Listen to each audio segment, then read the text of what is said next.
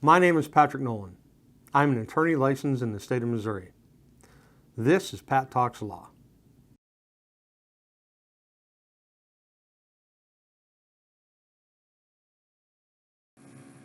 So hey, I got fooled recently. I had a video that was sent to me about a gentleman that was arrested rescuing his dog.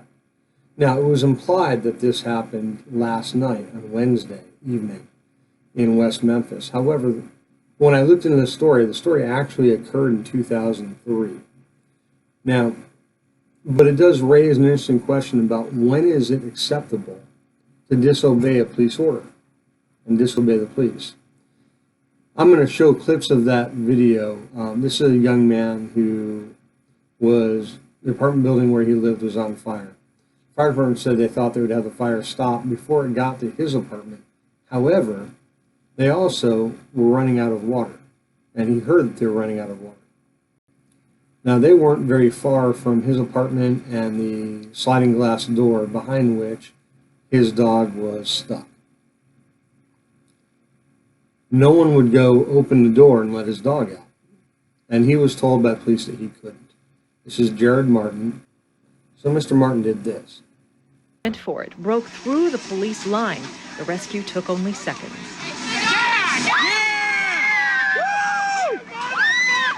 Moments later, he was in handcuffs, soon to be charged with 2 misdemeanors. I mean, it makes me look bad, you know. People was asking when I was walking down there, "Are you the guy that set the building on fire?" I was like, "Nah, I was trying to rescue my dog." Now, he was subsequently arrested. And after his arrest, he was charged. He was charged with misdemeanors of disorderly conduct and reckless endangerment.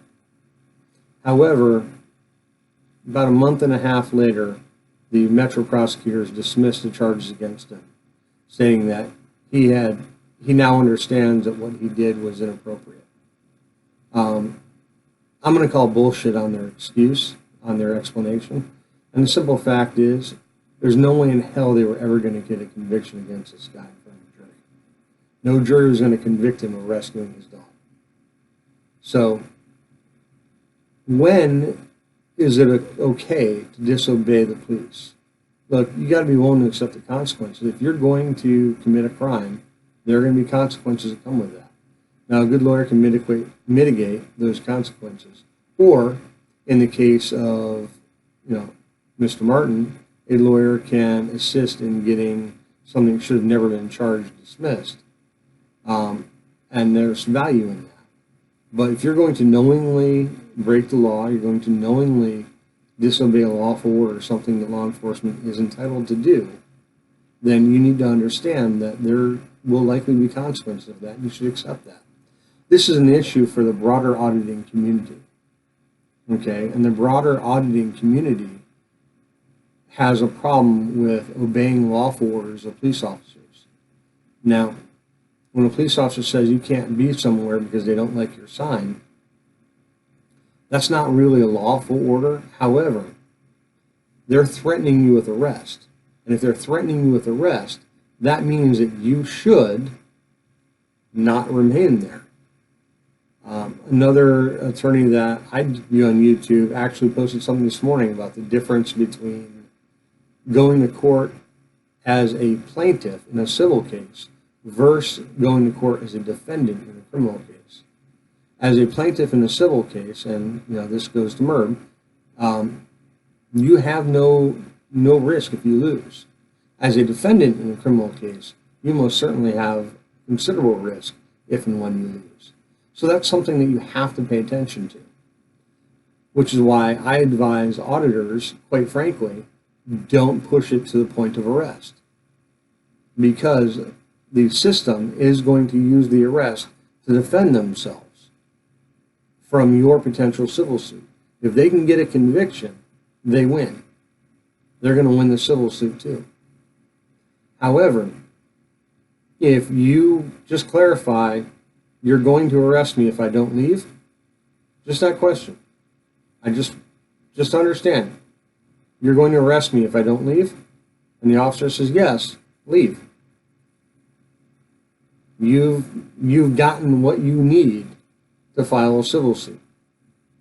And then you can affect change by making that municipality pay for their officers breaking the law. There's a difference between those two, and it is a very, very big one. Yes, you can get a lot of publicity and a lot of support, maybe even a rally, and boost your own name by getting arrested and talking about how the police officers are tyrants. But that's not the way to affect actual change, because you're not going to get anywhere. However, you can get an actual change and some coin by doing it the right way. But there are times that you're going to knowingly break a law. For example,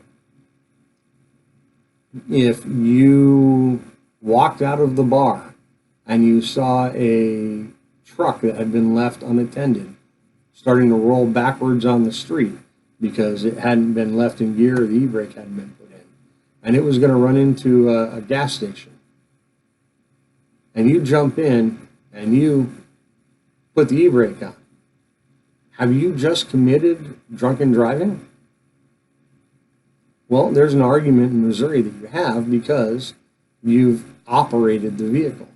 However, there's an even stronger defense of necessity in that you took the action you took to prevent an accident or a tragedy.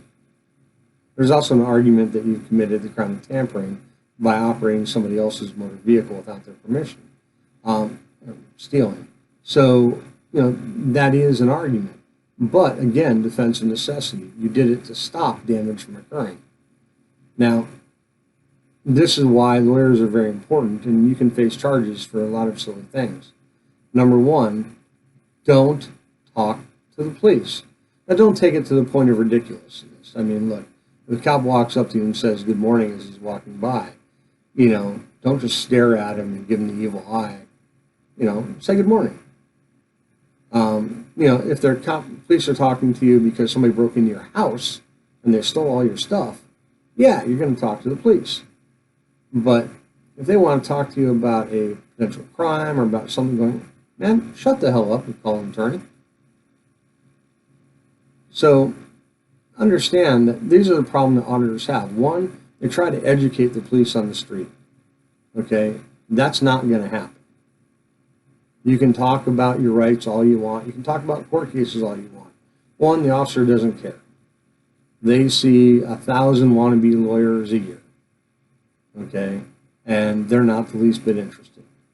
The police are not going to lose on the street. You are. And you're not going to win the argument on the street. Winning the argument is for the court, not for the street. On the street, the police are going to win. Period. End of story. They can't lose. They will call in more support and more support and more support. Okay, you can say what you want, but that's the reality of life. So, when is it acceptable to break the law and to disobey a lawful order? Well, when you want to make a point.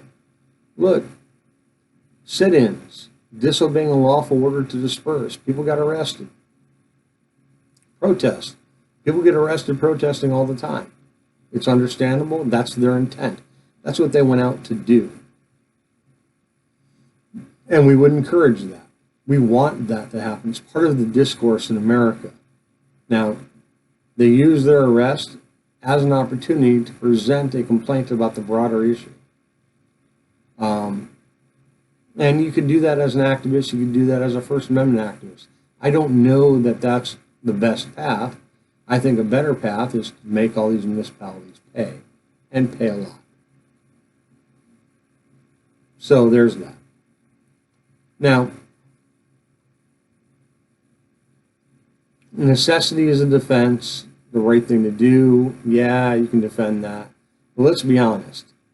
You are not going to be successful arguing jury nullification very often. Okay? One, your attorney can't argue it in many states. Two, it's not really a good argument. The law sucks, you shouldn't follow it. Well, you're going to have a hard time getting very many people to go along with that. So, I wish you luck on that, but that's not a realistic answer. Now, because I got taken in a little bit on this, and frankly, because I think the video is just freaking awesome. I love this guy. We are going to show a clip from the video that this guy has of him rescuing the dog, and then ultimately him being arrested. Now, the charges were dropped, and good for him, good for that situation. That's exactly what should have happened. They should have never been filed in the first place. But dropping them was appropriate too. Look, the city agrees that they can't condone that kind of action. Okay? You can't have a bunch of people running into a fire scene and creating all kinds of confusion. Firemen want to remove people from the scene for everybody's safety. Otherwise, they're going to have to go room through that entire apartment complex. And we don't know how long that's going to take, what that's going to cost in terms of manpower. Does that take them away from fighting the fire, causing more destruction? Does somebody get hurt doing it? And so you can understand their reasoning. So please, don't run into a burning building unless you have solid justification. If there's a kid in there, man, run away into the building. You know, feel free to run into a burning building. If there's a dog in there, you know, those of us who are animal lovers probably would. Same thing for a cat. I got to tell you, I'm not a snake guy, so